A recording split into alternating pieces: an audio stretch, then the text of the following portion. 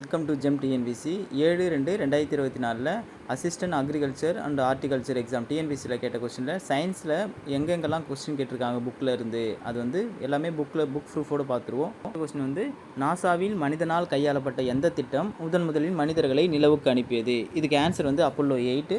இது வந்து 8th science புக்கில் 8th லெசனில் இருக்குது. என்னென்னா நாசாவில் வந்து முக்கியமான திட்டமே அப்போலோ திட்டம் தான். இதில் அப்போலோ 11 அப்போலோ 8 ரொம்ப இம்பார்ட்டன்ட்.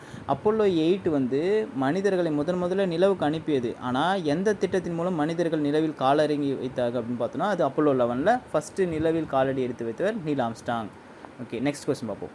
அழுத்தத்தின் எஸ்ஐ அலகு என்னன்னு கேட்டிருக்காங்க. இது 8th சயின்ஸில் அளவீடுகள் டாப்பிக்கில் இருக்குது. அழுத்தம்னா என்னென்னா ஒரு பொருளின் 1 சதுர மீட்டர் புறப்பரப்பின் மீது செங்குத்தாக செயல்படும் விசை தான் அழுத்தம்னு சொல்கிறோம். அழுத்தத்தோட அலகு வந்து Nm/m² அல்லது பாஸ்கல். பிரெஞ்சு அறிஞர் பிளாய்ஸ் பாஸ்கலுடைய நினைவாக தான் அவரது பெயரே சூட்டப்பட்டுள்ளது. ஓகே, தேர்ட் கொஸ்டின் பார்ப்போம். அடுத்து உயிருள்ள மற்றும் உயிரற்றவையின் பண்புகளை பெற்றவை எவைன்னு கேட்டிருக்காங்க.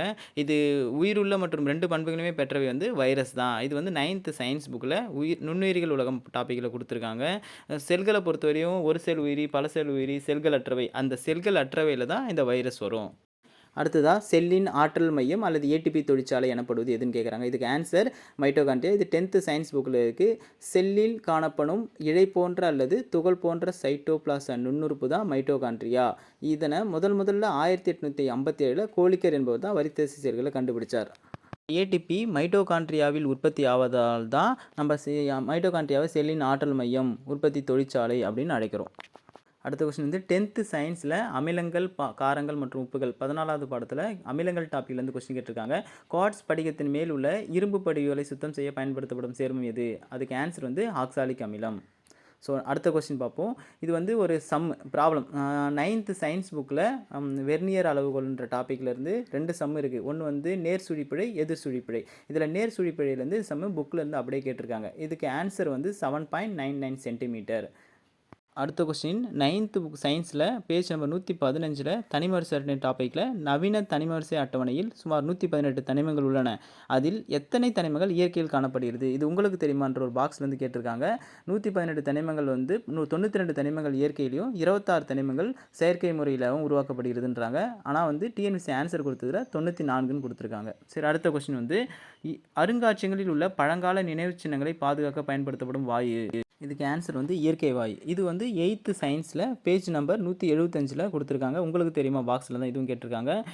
அருங்காட்சியகங்களில் பழங்கால நினைவுச்சின்னங்கள் பாதுகாக்க இயற்கை வாயு ஏன் பயன்படுத்துகிறோன்னா சுற்றுச்சூழலினால் ஏற்படும் பாதிப்பிலிருந்து ஓவியத்தையும் தொன்மையான கலைப்பொருட்களையும் காப்பதற்கு மிதமான வெப்பநிலை மற்றும் அந்த ஈரப்பதம் தான் தேவைப்படுகிறது. அதனால் இயற்கை அதுக்கு உட்பட்டு உள்ளதுனால அதை நம்ம பயன்படுத்துகிறோம். அதுதான் கடைசி கொஸ்டின், லாஸ்ட் கொஸ்டின். மெட்டாஸ்டாசிஸ் இதனுடன் தொடர்பு இதுன்னு கேட்டிருக்காங்க. இது 10th சயின்ஸில் உடல்நலம் மற்றும் நோய்கள் டாப்பிக்கில் கொடுத்துருக்காங்க.